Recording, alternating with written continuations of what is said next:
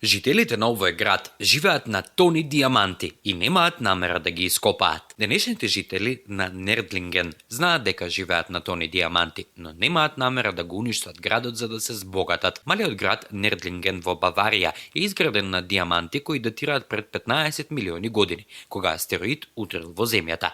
Геолозите проценуваат дека ширината на астероидот била 1 километар, исто како и денешниот Нердлинген, а тежел околу 3 милиарди тони. Ударот ја зголемил температурата и притисокот доволно за да се формира мешавина од стакло, кристали и диаманти или сувит. Се проценува дека во областа на градот има околу 72.000 тони диаманти. Кога првите жители пристигнале милиони години подоцна, не ни знаеле дека градот кучи на скапоцена почва.